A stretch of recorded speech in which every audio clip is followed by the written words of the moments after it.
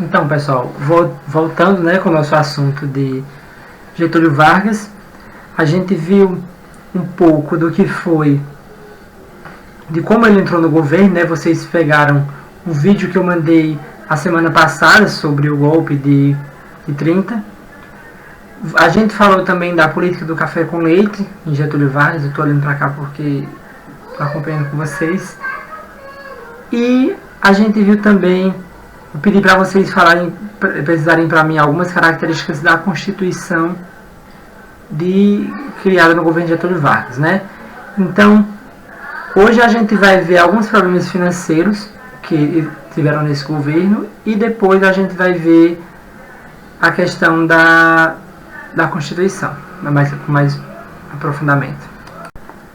Então, pessoal, a gente tanto falou sobre a crise da Bolsa de Valores, né, no primeiro bimestre, quando a gente ainda estava em sala, e acabamos que não discutimos tantos efeitos dele no Brasil. A gente não vai discutir tanto hoje como eu gostaria, mas a gente vai falar de dois casos específicos e como isso, e vai, né, claro, discutir, e como isso aí agravou a questão financeira no Brasil, que foi esse governo que o Getúlio Vargas acabou pegando, né? Então, o primeiro ponto que a gente poderia ver em relação à crise da Bolsa de Valores, né? Estados Unidos, França, Holanda, Alemanha importavam cerca de 84% do café brasileiro, né? Então isso gera no país uma dependência enorme. Em que sentido? Eu tenho um produto e mais da metade, né, uma porcentagem absurda desse produto é destinada à venda desses países, né? Se caso esses países param de comercializar comigo, a minha economia vai à falência. Por quê? Porque eu não tenho rotas de escape, eu não tenho outros meios econômicos. Um exemplo. E foi o que acabou acontecendo. No ano de 1927, por aí, esses países começaram a diminuir a exportação do café brasileiro. Por quê? Nesse período, a gente tinha assumido aí uma péssima fama como eu posso falar, uma palavra não, enganadores, né? Acreditava-se que o café brasileiro, ele não era puro, ele era misturado com pedras, com terra, com graveto. Tudo isso era para que o café pesasse mais e acabasse ficando mais caro. Então, a gente chega na crise de 1929, com um problema seríssimo financeiro, é claro, e também com um problema de acúmulo de material. A gente chega em 29 ainda tentando vender café que era para ter sido vendido em 1927, ou seja, 2 anos antes. Então, qual é o problema aí? Foi produzido esse café em 1927, não foi vendido, a gente passa por 1928 fazendo mais café, chega em 1929 fazendo mais café, sendo que nem o de 1927 ainda foi vendido. Então, a gente tem um problema aí enorme com a retenção desse produto em armazém. Como a gente tem essa retenção, né? Os cafés ficam guardados em armazém, ele não pode ir para a indústria, ele não pode ser comercializado, porque está envelhecendo, e ele gasta, o agricultor ele gasta para manter aquele estocado. Ele está pagando para que aquele espaço fique adaptável para receber aquele café, e principalmente está comprando um local novo, está gastando, alugando um local novo para botar esse café que está sendo produzido. Então, quando chegar a crise de 29, que houve uma diminuição ainda mais brusca, né, dessa compra de café brasileiro, muitas empresas aqui brasileiras elas vão à falência, elas quebram total. A gente tem o caso aí em São Paulo da Oswaldo Targa e Companhia, que é uma empresa na época muito tradicional, que ela tinha esse histórico no café brasileiro, que fecha as portas. E nós temos também um macabro caso aí no Rio de Janeiro, onde o Abelardo Laudel de Moura, vocês podem pesquisar se vocês quiserem depois, ele se enlouquece, ele surta porque ele perdeu todo o patrimônio dele devido à crise de 29. E quando eu falo que ele surta, é isso que acontece de fato. Ele tenta matar a esposa, a facadas não consegue, mata um filho de 2 anos e uma filha e depois se mata. Então, por que eu estou trazendo esse caso para vocês? Para vocês entenderem como essa crise de 29 afetou o governo brasileiro, a economia brasileira, e como Getúlio Vargas aí ele pega uma economia já bastante fragilizada quando ele vai assumir o governo, né? A gente tem a queima do café no interior também. Vocês podem ver nessa imagem aí acontecendo exatamente isso. Então, o pessoal queimando o café que está no estoque porque não tem mais como guardar. Então, o Getúlio Vargas, eu coloquei esse último ponto para vocês aí, para vocês fazerem um pensamento, né? Ele entra com essa decadência econômica no Brasil.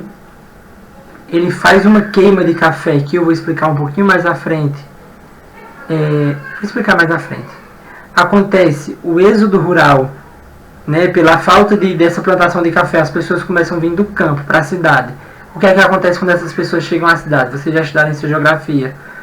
Começa a aumentar o número de desempregados, o número de morador de rua, a questão de salubridade, as próprias cidades elas ficam mais sujas.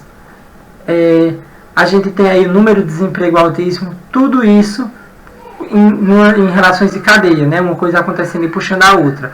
Essa crise levou à diminuição do café, que levou ao desemprego desse pessoal que estava na zona rural. A zona rural vai para a rua e causa esses outros problemas sociais. Então o que é que a gente vê aí? Uma sociedade que está em decadência, né? Financeiramente falando, é claro. Pronto, pessoal, então a gente vai ver aqui, citar alguns pontos que estão no livro de vocês, se não me engano. A gente vai citar alguns pontos que o Getúlio Vargas, ele defendeu, né, nesse governo dele, nesse início de governo dele, né?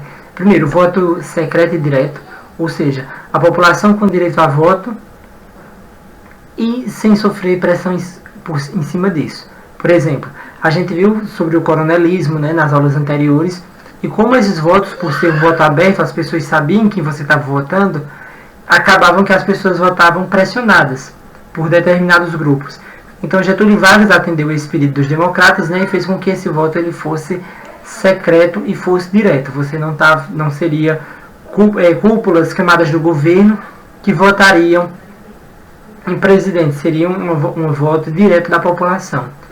Ele determinou aí que a Justiça Eleitoral criou, né, a Justiça Eleitoral, que eles iam participar de todo esse processo de votação, tanto organizar a eleição, propiciar que ela fosse adequada em cada cidade e também empossar os cargos respectivos. Ou seja, a Justiça Eleitoral ele ia ser responsável por organizar a eleição e depois empossar os candidatos eleitos, né? E o Brasil continua aí com um poder democrático, um poder dividido entre executivo, legislativo e judiciário. Então, outro ponto interessante, né, definido pelo Getúlio Vargas, foi a questão trabalhista. Eu não sei se vocês sabem, eu sei no livro de vocês, mas ele foi o criador do Ministério do Trabalho, né, em 1930. E com essa criação do Ministério do Trabalho, ele regulamentou e organizou vários pontos que eram de discussão, de reivindicação dos movimentos sindicais, dos movimentos dos trabalhadores. Eu vou ler aqui alguns pontos para vocês irem acompanhando, né? A redução da jornada de trabalho de 12 horas diárias para 8 horas, ou seja, é uma redução que a gente tem até hoje, de horários mínimos trabalhados por dia. Lembrando que isso não era possível antes, o que acabava prejudicando a saúde do funcionário, porque ele não ganhava mais por isso, né? não tinha essa ideia de hora extra, e alimentava apenas o empregador. Então o Getúlio Vargas ele faz essa mudança. Férias remuneradas para o trabalhador, né? O trabalhador tem direito ao seu mês de férias descanso remunerado em finais de semana. O que é interessante também que se corresponde até os dias, veio até os dias atuais.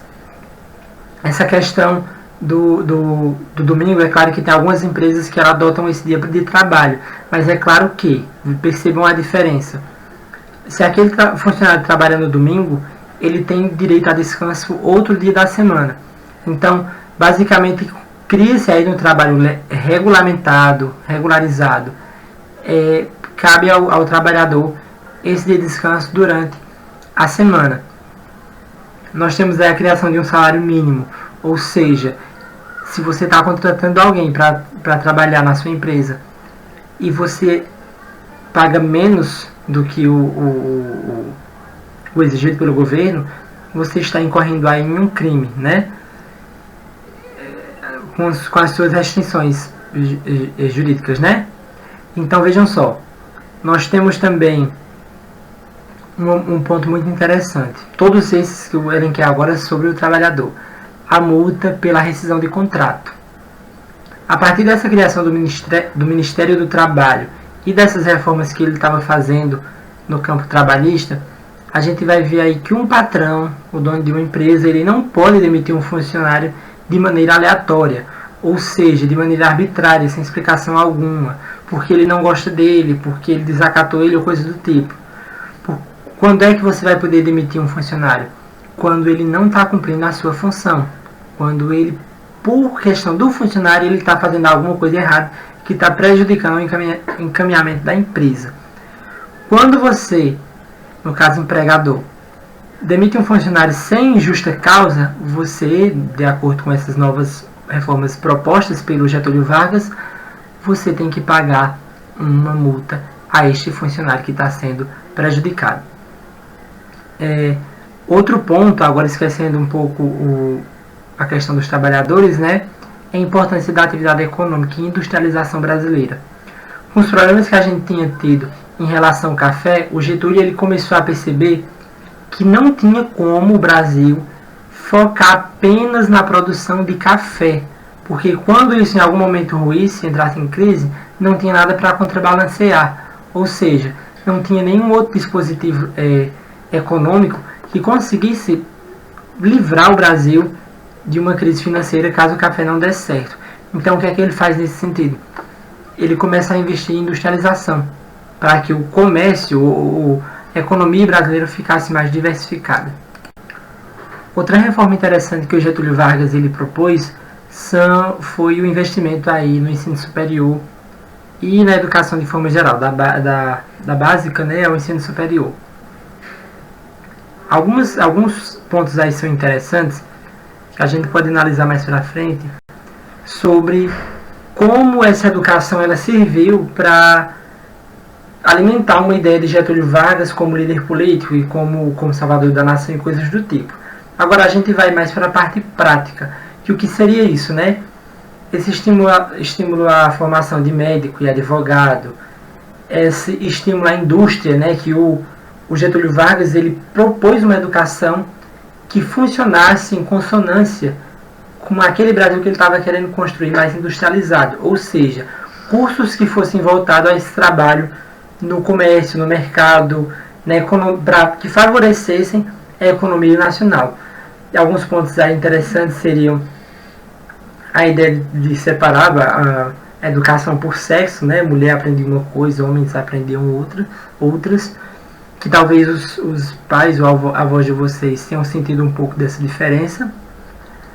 E essa questão da obrigatoriedade da frequência escolar, ou seja, torna-se aí então obrigatório, algo punível, né, se uma criança não ficasse indo para a escola. Então, por hoje nossa aula de Getúlio Vargas é isso, vamos lá na sala de aula e semana que vem a gente continua ainda com o Getúlio, tem muita coisa para a gente ver ainda.